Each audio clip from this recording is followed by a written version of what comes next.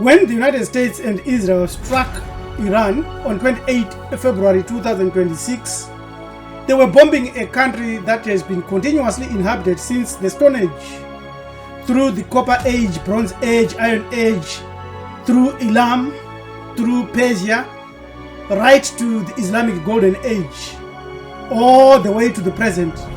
No other country other than Africa has been discussed in mainstream news today with a depth and a lopsided approach that nobody else has.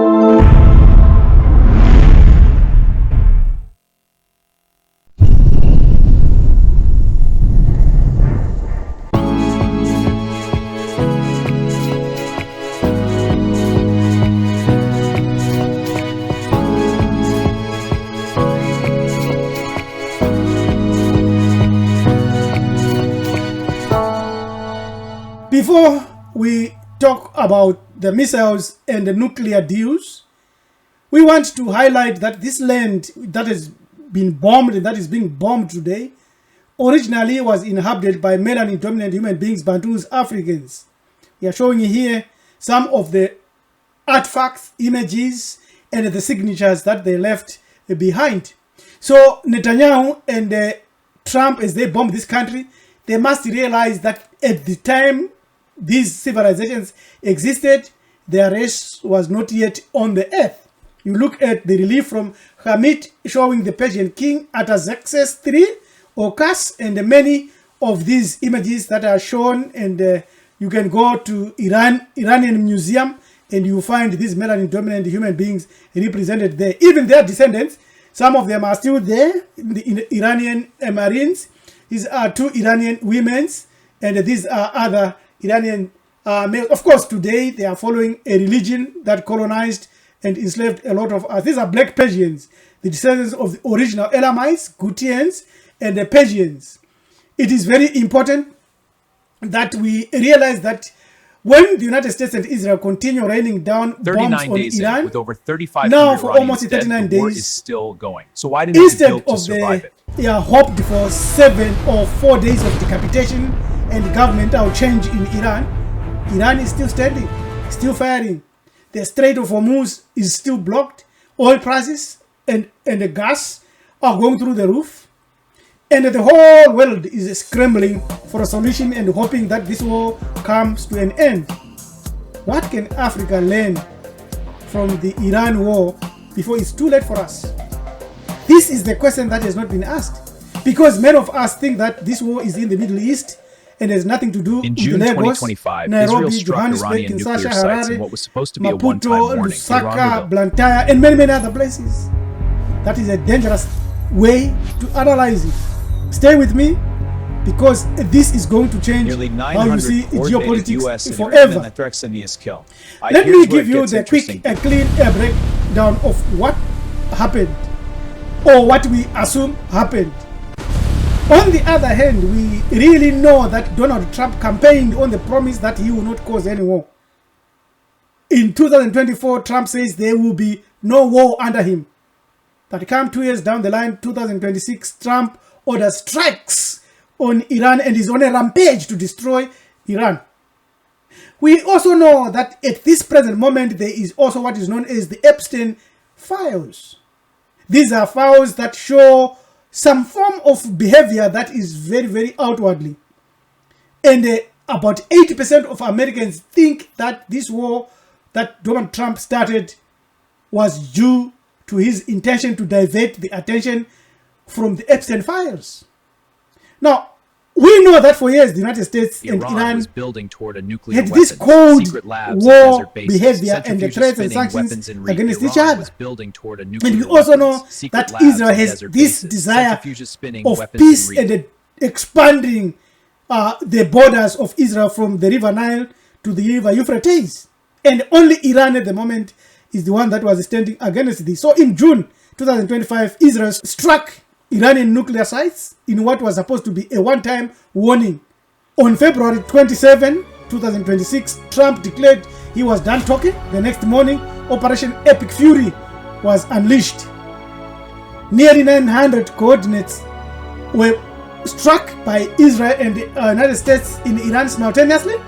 In the process, they killed the Ayatollah, who is the spiritual leader of the Shiite Muslims all over the world. Missile launch sites were struck. Air defense systems were targeted. Military command centers, the US and Iran nuclear facilities, and the leadership nuclear of program. in The US and Iran Israel on board a was nuclear weapon. decapitated. Media doesn't That's give the term they use. civilisational context to Iran for the same By reason any it doesn't give it military to Africa, textbook. because it would complicate And the according to narrative. their Iran own didn't estimates and their collapse. intelligence, A new supreme this leader was was named. a knockout Commanders blow. kept fighting. But and here is where it gets very interesting. Iran didn't collapse. Within 8 days, a new supreme leader Iran was didn't named. collapse. Regional The new military supreme commanders leader was who named. had Commanders kept pre-delegated fighting. authority And kept fighting. Think about most Missiles African started to governments. fly Power flows from towards one person, Israel the and president, other the Gulf general, states, the big man. hitting Think about hard most African on the governments. United States Power flows from one embassies person, as well as the in president, Israel. the general, the big man. Iran Think blocked about the most Strait of African Hormuz, governments. Power flows from the one narrow person, the waterway president, through the which general, almost the big man.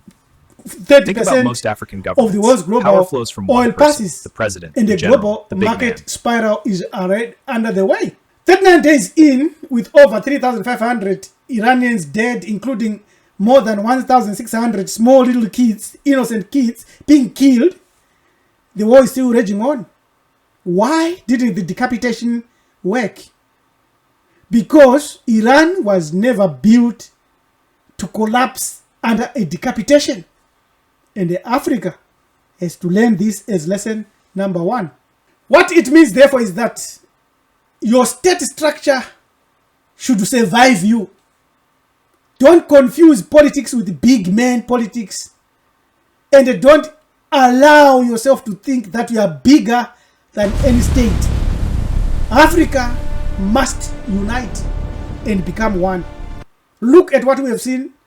Look at the coups that was wobbled Mali, Burkina Faso, Sudan, Guinea, Nigeria, Niger, Ghana, and many other places in history, in their short history.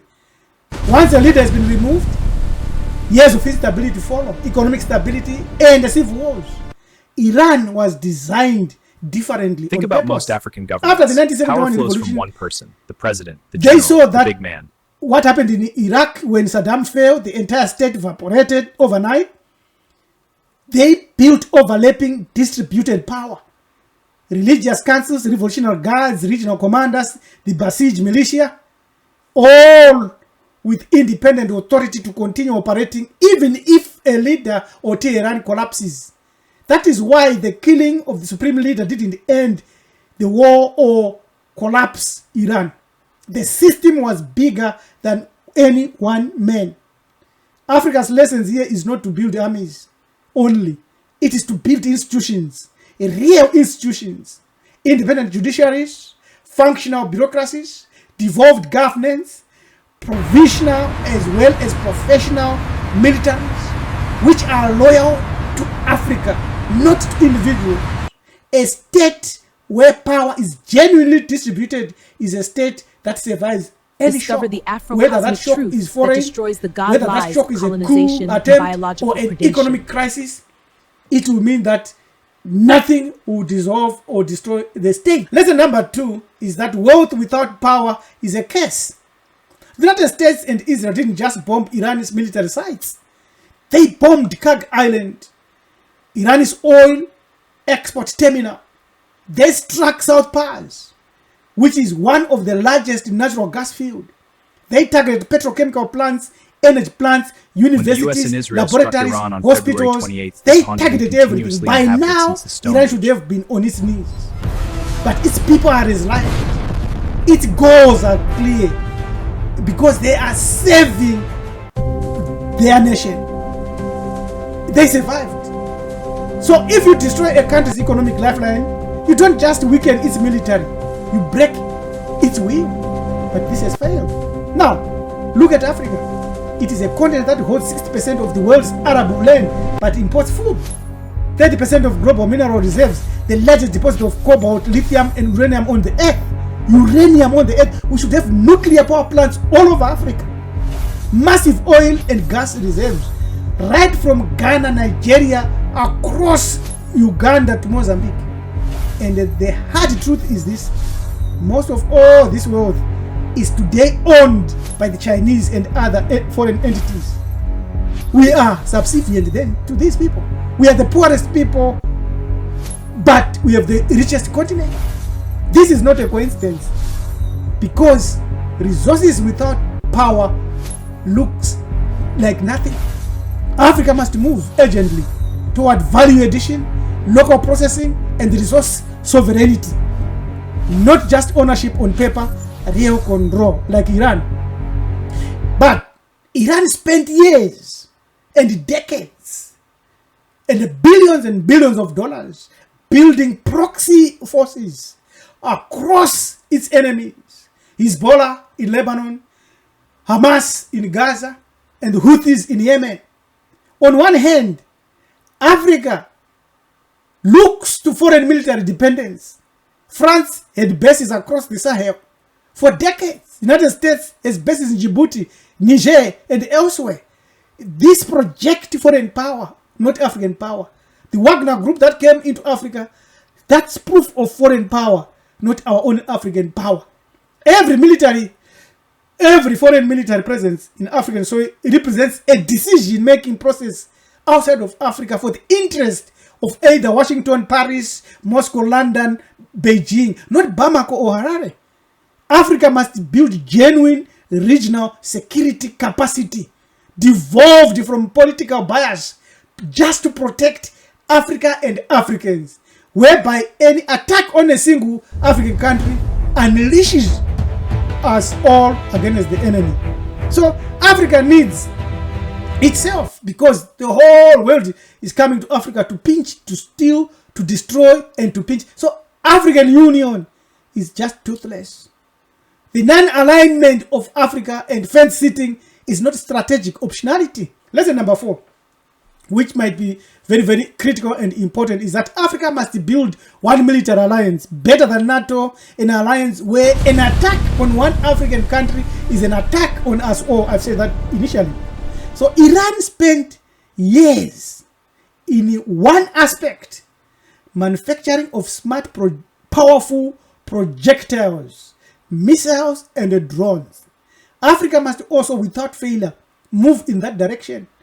There are mysteries of abilities that we can incorporate using missiles, as well as our mystic system and our war fetish protection systems. That spirit of war protection systems would be the difference between even the Iranian advanced missiles. Think about that. Think about that. We have got the ability to send lightning to enemies in many Afro spiritual systems. Why can't we incorporate that into our own missile systems? That's weapons of deterrence that we need. Iran, for all its faults, held a nuclear-armed United States-Israeli coalition to a 39-day stalemate. Not because it is rich, not because it is loved, not because they are brave, but because they invested decades in his land, in missiles, in institutions, in drones, in distributive power, in ideological conviction. African paths include this. We need militarism, integration, institutional power, building economic sovereignty, and strategic wisdom. The world is reorganizing. The old rules are breaking down. Great powers are at war. Supply chains are fracturing. And in the chaos, as always, it is the unprepared who suffer. Africa, the time to prepare is now. The time for unity is now. In this video, we have made a lot of information and shared a lot. The conversation needs to be louder. I'll see you in the next video, but I ask you to share this video with as many people as possible, because the Iran war, though it is a tragedy for the Iranian people and for humanity and for us all, civilized people, it is a catastrophe. But it is a warning and a curriculum for Africa to rise up. It is a warning that we must heed, so that we will be able to build our institutions, secure our resources, strengthen our regional bodies, guard our tools, and never let anyone take away from us our civilizational identity. Because the day a people forget who they are is the day others feel free to decide those people's fate. Africa is not a developing continent. Africa is a returning giant. And the world has better watch. But Africa and Africans, we need to say, yes, we can survive these current tragic wars. Thrust Against Our Race. This is a book that you can get from Amazon. Read this book. It's very, very interesting because it will show us how we can unleash our competitive advantage in our own capacity as individuals. And then when the grassroots comes together and we force our politicians in this direction, it will be a day and a time when Africa's rising will no longer be questionable. It's happening. It will happen. The beginning was started long ago. I'm your manager to people Rabbi Ellen Mjakanja, member of my family network, saying thank you for watching our video, for liking it and for sharing it. Leave a comment, because through comments we communicate and we learn from each other. If you are interested in many of the projects that we engage in, please do not hesitate to send us an email, which we are showing here. Have a great day. Ameni tatenda siyabonga. Salani kahle.